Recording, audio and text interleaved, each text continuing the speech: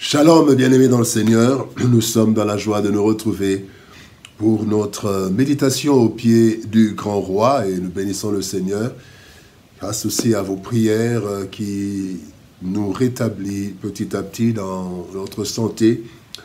Et nous vous saluons au nom de notre Seigneur et Sauveur Jésus-Christ. Nous allons lire un texte pour notre méditation de ce jour dans les psaumes. Psaume 143, nous lirons le verset 10 et dans deux versions. Version Louis II, il est écrit « Enseigne-moi à faire ta volonté, car tu es mon Dieu.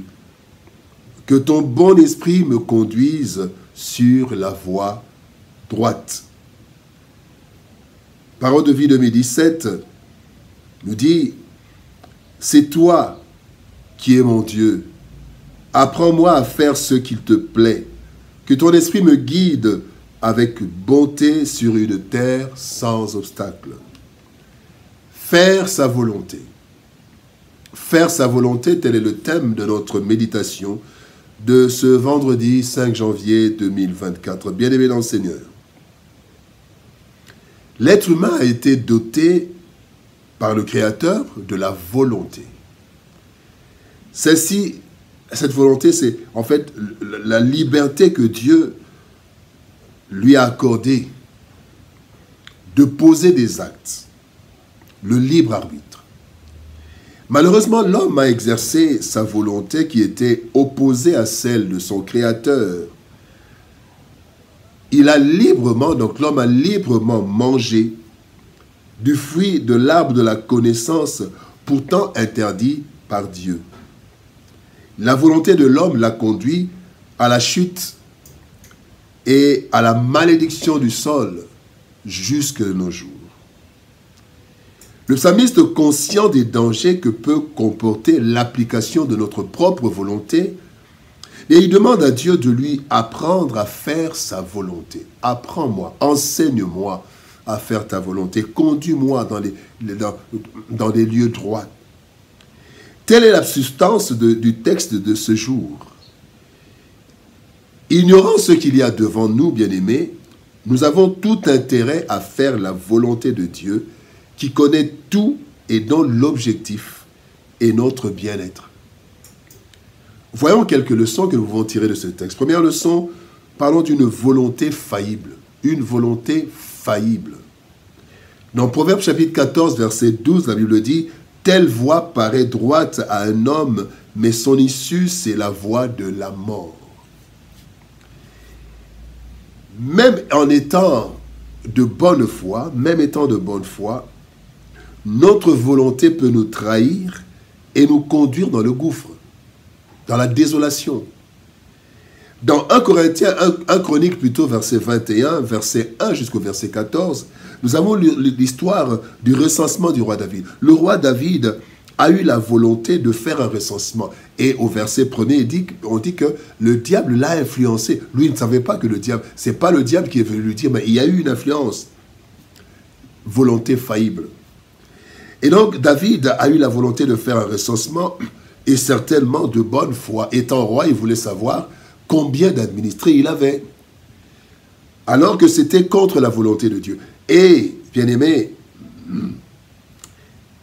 il est allé à l'encontre de la volonté de Dieu, qui, lui, Dieu connaissait le nombre de son peuple. Il n'avait pas besoin qu'un homme que lui a placé connaisse le nombre.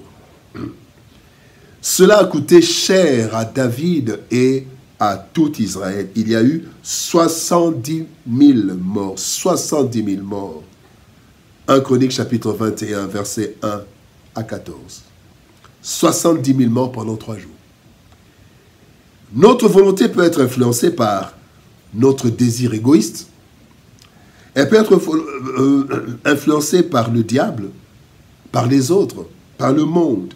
Ainsi, nous pouvons être négativement influencés sans le savoir, ou alors nous tromper car nous ne connaissons qu'en partie, comme il est écrit dans 1 Corinthiens chapitre 13, verset 9, nous ne connaissons qu'en partie. Notre volonté est faillible. Deuxième leçon, la volonté parfaite. Jean chapitre 5, verset 30, le Seigneur Jésus-Christ dit « Je ne puis rien faire de moi-même selon que j'entends. Je juge et mon jugement est juste, parce que je ne cherche pas ma volonté, mais la volonté de celui qui m'a envoyé. Dieu est parfait, et en conséquence, sa volonté est aussi parfaite. C'est ainsi que Christ, étant venu dans le monde, n'a fait autre chose que la volonté de son Père. Voilà la source de la victoire parfaite de Christ durant sa mission. Il dit lui-même, je ne fais autre chose que la volonté de mon Père, de celui qui m'a envoyé. La volonté de Dieu est parfaite en ce que, d'abord, Dieu est omniscient et sa volonté reflète sa perfection. Il connaît tout et donc sa volonté est parfaite. La volonté de Dieu est parfaite parce que Dieu ne cherche rien pour lui-même. Il a déjà tout. Il n'y a rien d'égoïste, il a déjà tout. Il est Dieu. Mais il veut le bien de ses enfants. La volonté de Dieu est parfaite parce que Dieu a la maîtrise de tout. Et rien ne lui échappe, même pas le moindre détail. La volonté de Dieu est parfaite parce que rien ni personne ne peut détourner ou influencer négativement la volonté de Dieu. Personne et rien. Donc la volonté de Dieu est parfaite. Alors la troisième leçon, que sa volonté soit faite. Jean chapitre 4, verset 34, le Seigneur Jésus-Christ dit, Jésus leur dit, ma nourriture est de faire la volonté de celui qui m'a envoyé et d'accomplir son œuvre. Le Seigneur Jésus-Christ nous a enseigné comment prier. Et dans cette prière modèle, il y a une demande particulière. Matthieu chapitre 6, verset 10, partie B, il est dit, que ta volonté soit faite sur la terre comme au ciel. En fait, cette demande exprime un désir, mais aussi un engagement. Si nous voulons que la volonté de Dieu soit faite sur la terre, alors nous devons nous engager à la faire chacun dans son environnement. À cet effet, nous devons donc, 1. Chercher la volonté de Dieu dans sa parole et dans l'intimité de la prière. 2. Nous devons accepter la volonté de Dieu comme étant la meilleure, la parfaite. 3. Nous devons demander la force d'accomplir la volonté de Dieu dans la prière. Demander cette force. Et enfin, 4. Nous devons nous efforcer d'accomplir la volonté de Dieu, quoi qu'il nous en coûte. Notre succès, bien-aimé, dépend du niveau de l'accomplissement de la volonté de Dieu dans nos vies. Il est écrit, j'honorerai ceux qui m'honorent. 1 Samuel chapitre 2 verset 30. Et quand nous faisons la volonté de Dieu, nous honorons Dieu et Dieu nous honore, bien-aimés. Nous devons donc chercher la volonté de Dieu, accepter cette volonté, demander la force de l'accomplir et aussi nous efforcer d'accomplir la volonté de Dieu, quoi qu'il nous en coûte. Chaque être humain, bien-aimé, a une volonté libre, soumise aux réalités et contextes ambiants. Cependant, la volonté humaine est faillible, étant donné que nous ignorons l'issue de l'application de nos pensées ou de notre volonté. Ni Ève, ni Adam n'auraient mangé du fruit de l'arbre s'ils en connaissaient les conséquences. De même, si nous connaissions les conséquences de l'application de plus d'une de nos volontés, nous aurions fait les choses autrement. Pour notre sécurité, pour notre bien-être et pour la gloire de Dieu, bien-aimés, nous avons tout intérêt à n'accomplir que la volonté de Dieu, ainsi que l'a fait le Seigneur Jésus-Christ. Ce qui lui a valu le plein succès de sa mission. Recherchons et faisons la volonté de Dieu. Prions. Éternel Père de gloire, Dieu Tout-Puissant, ta volonté est parfaite puisque toi tu es parfait.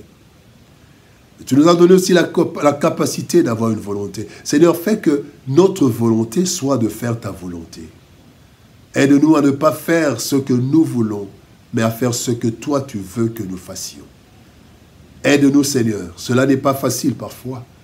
Mais quoi qu'il nous en coûte, Éternel, donne-nous la force d'accomplir ta volonté.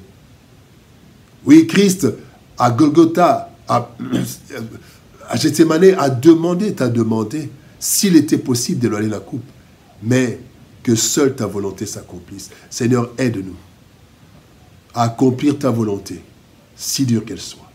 Bénis ta parole, bénis ton peuple, au nom de Jésus-Christ, nous avons ainsi prié, Père. Amen.